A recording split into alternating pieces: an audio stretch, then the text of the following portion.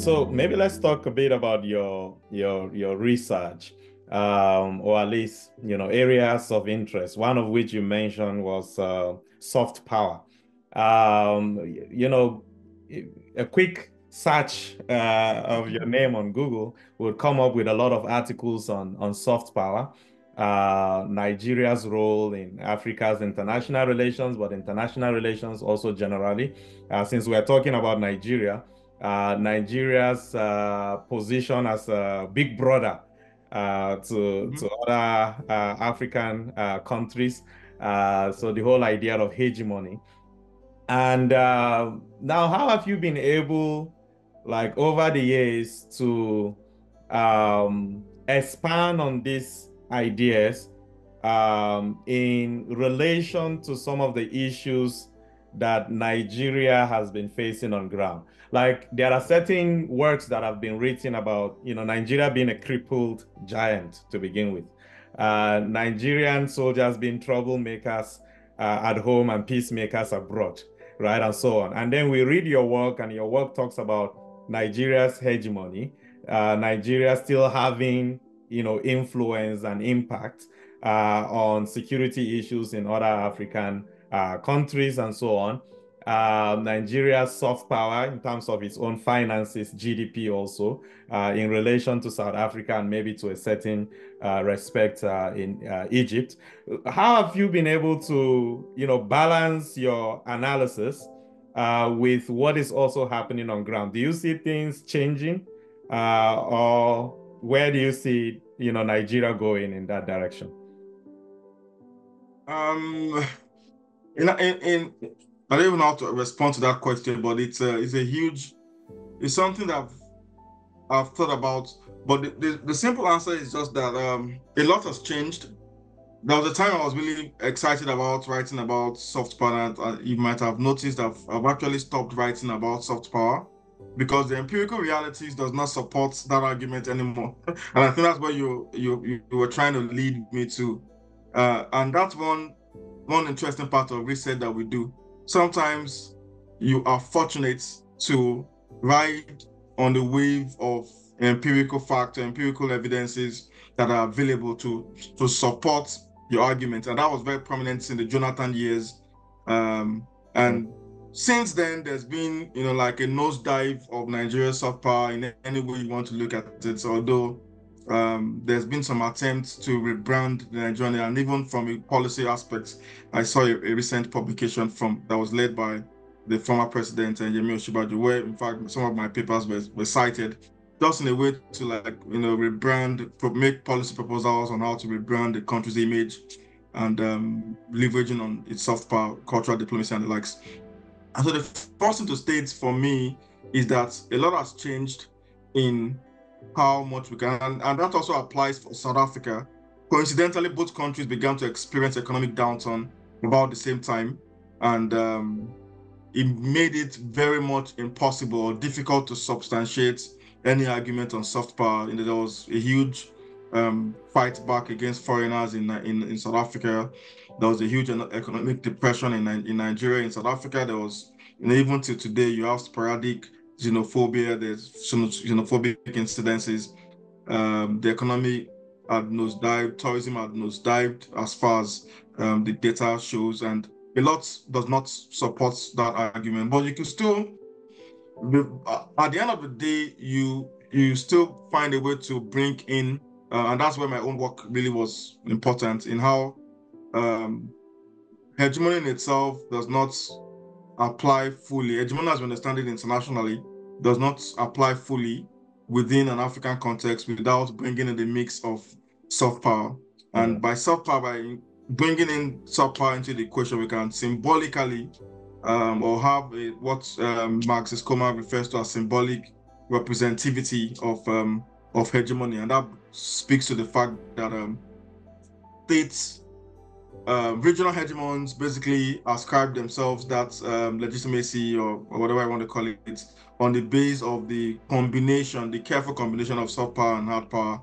together, and that actually soft power leverage that no country can single-handedly say they have preponderant military assets or Right. material preponderance, and so we have to look back at soft power Yeah. And if we still look at today, despite all the odds, despite all the downturns, South Africa still has a huge advantage when it comes to how it's able to position itself, and even more recently through international negotiations, whether in the ICJ, and all of this is about fronting yourself as an image maker, as an international symbolic representative of Africa in ways that when the calculation begins to matter, whether it's in permanent representation, whether it's in the reform of the UN Security Council, all of this will matter at the end of the day in who gets that seat, whether it's 2 seats or 1 seat. It will matter at the end of the day in South Africa's advantage, and it will matter because there's a huge attraction towards South Africa over and above Nigeria in all ramifications, whether it's in higher education, whether it's in maybe aside entertainment and aside, and that does not really count so much at the seats where it really matters. It's not entertainment that will count. In people to people relations, yes, entertainment, cultural diplomacy, but when it comes to the actual leveraging of attraction or perception of attraction, Mm. or perception of advancement that South Africa seems to represent, and even the that the economy still seems to portray, when it comes to how it is still regarded as very advanced, most likely the most advanced country and the most economically developed country today, given them Nigeria's current situation. So it's a frustrating argument to continue to make, and that's why for me I've pivoted into other aspects of research Right. beyond soft power, because until Nigeria gets its act right and South Africa gets its act right, you can't continue to make an argument, because the empirical fact do not support Right. the you could make an argument around the resurgence of cultural diplomacy, but all of these are still uncoordinated, no policy around it. No, so it's more of non-state actors driven soft power that helps, but it's not marshaled in a way that helps the country to attract the gains that the cultural ambassadors seems to be projecting. And that's where we are getting a lot of things wrong in Nigeria. We have enormous potential for soft power, but they are not soft power yet because we don't see the actual benefits in tourism numbers going up. In maybe there was a time when TB Joshua was still alive, where there was a huge amount of what's it called, religious tourism, with pastorpreneurs and the likes of them. So it's and that's out of the way now. So we need to find policy means in which we could attract the soft power potentials for leverage in for Nigeria, whether for the Nigerian people or for the Nigerian state or the Nigerian society generally. So Mm. it's those who are still interested in looking at soft power can go ahead and look at why, the other thing one could start to look at is what is responsible for the lack of soft power today, and Boko Haram, insurgency, unknown gunmen, and and banditry. You can start to look at all of those debilitating factors that impact on how Nigeria is being portrayed, or depress the potential for soft power mileage Right. in Nigeria. Yeah, no, I mean you've responded to that so well, because I wanted to ask you about the cultural diplomacy and whether you think that is going a long way. So the entertainment industry, music, film, and comedy, whether these are going a long way to set Nigeria really up for success, right, at the international arena. And the success may not necessarily be financial success, which of course is also part of it, but mostly for the individuals involved, right? Rather than for the country as Yeah, a whole, because you are talking about this lack of tourism. It's not really attracting people in, rather we see them taking it out, right? The musicians are coming to fill up the O2 Arena in the UK. They're going to New York, Toronto, and Yeah. all that. And people from all over, are you not going to watch the video, Burna Boy? I was like, no, I'm not going. Like, I have nothing Yeah. against them. But it's also wonderful to see people like really being taken by Nigerian music, right? By Afrobeats, right? By African music in general.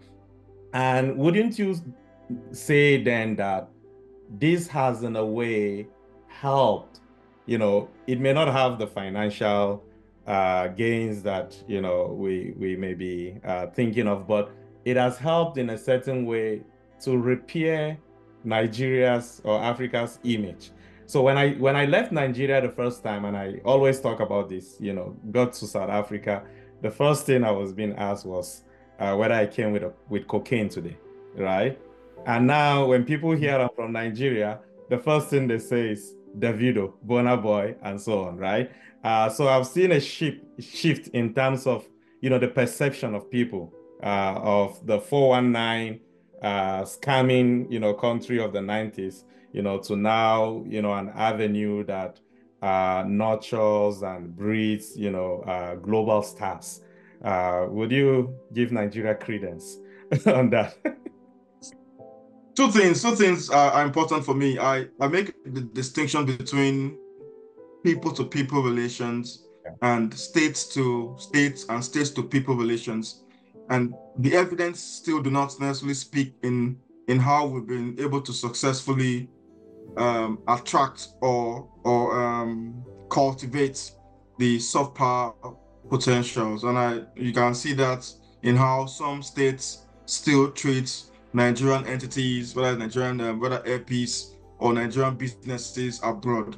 So, but there's beginning to be we are seeing, of course, noticeable changes in people to people relations, in how some states or some people from the US, from Canada, perceive Nigerians, but not necessarily how all those states, whether from Canada, from US, from Malaysia, how they perceive the Nigerian state itself or Nigeria itself, and by extension, the Nigerian people. So, for me, I think we need to clarify that distinction in how there seems to be some improvements in how um, people generally are perceiving Nigerians or attributing these celebrities to Nigeria, and as a result, having positive perception about Nigeria.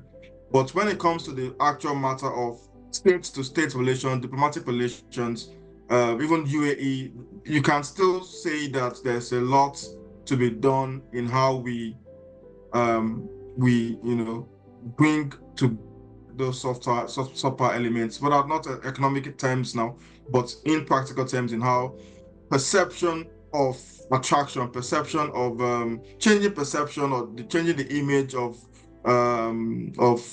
drug peddling, of those things are still there, and you can calculate them empirically by looking at what was the number of places that Nigerian passport would give you entry into previously and today. It's probably even worse today than it was previously.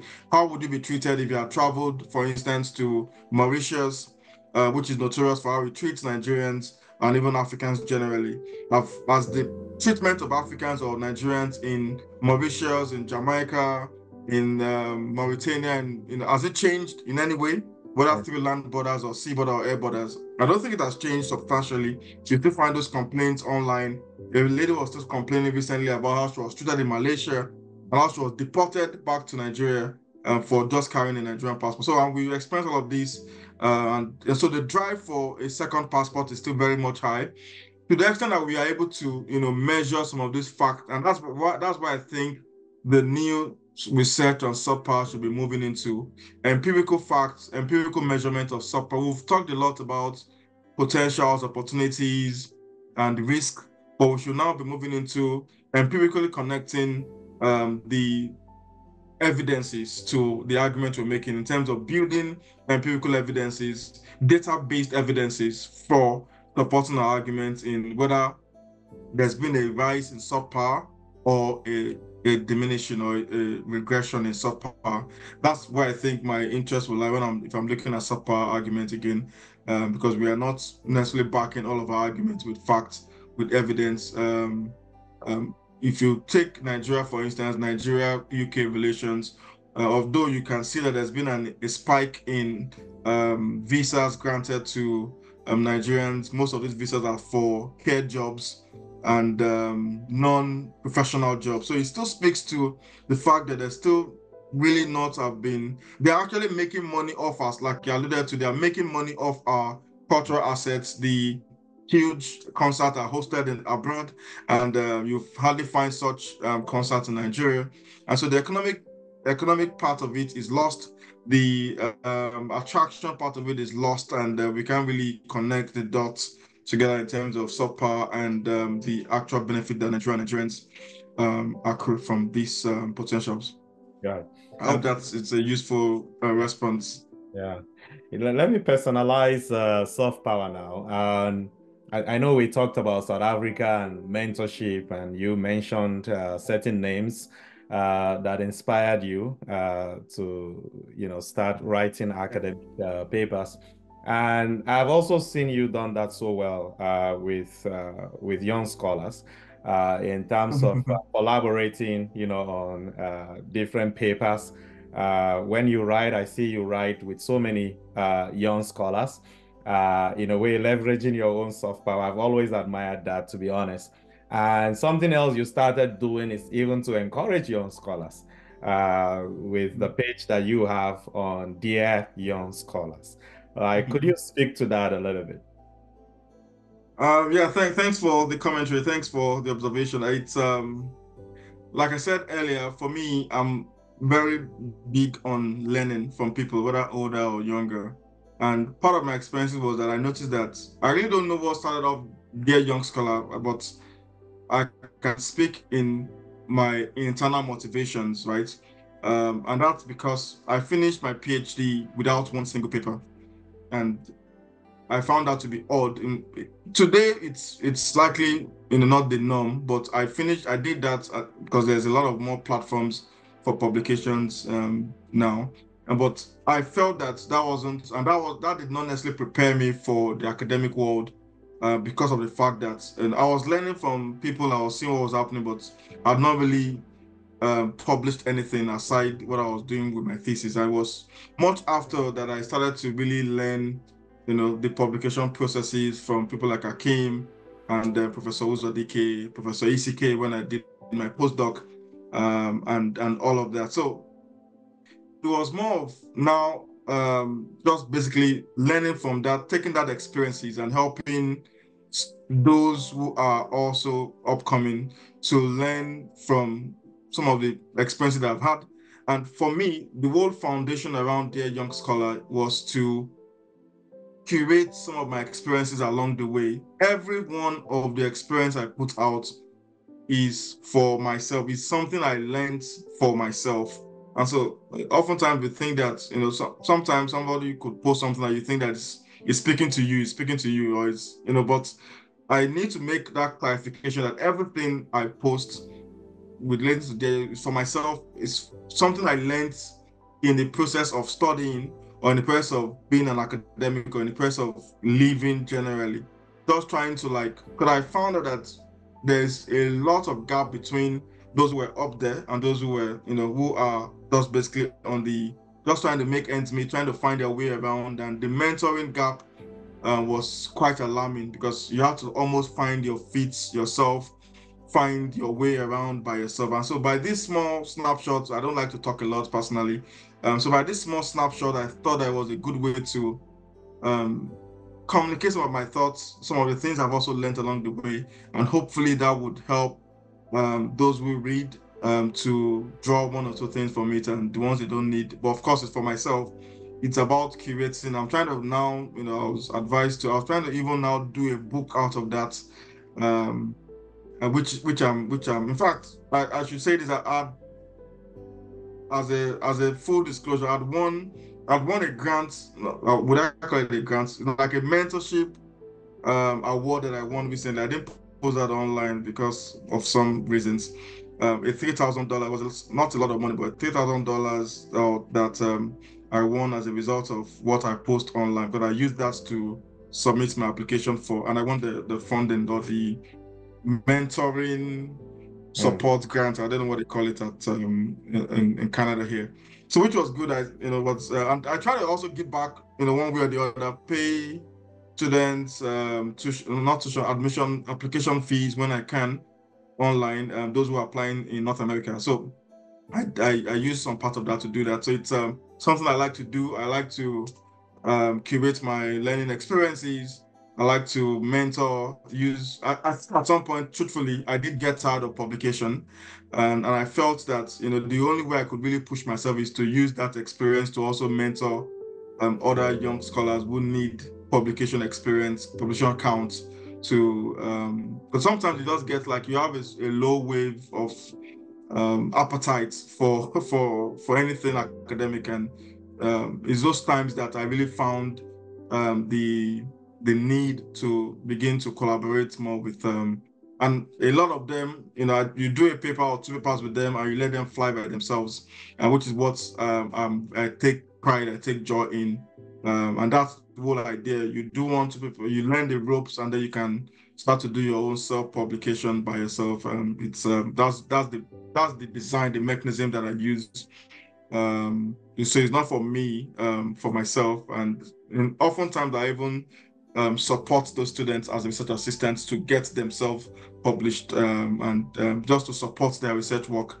Because I know that, research is not often incentivized in Nigeria. And the only way you can, support these ones is also to show that there's some reward for your data gathering, for your cost of research and all that. So that's where I'll leave that conversation. It's grateful to make that contribution and be part of their success story.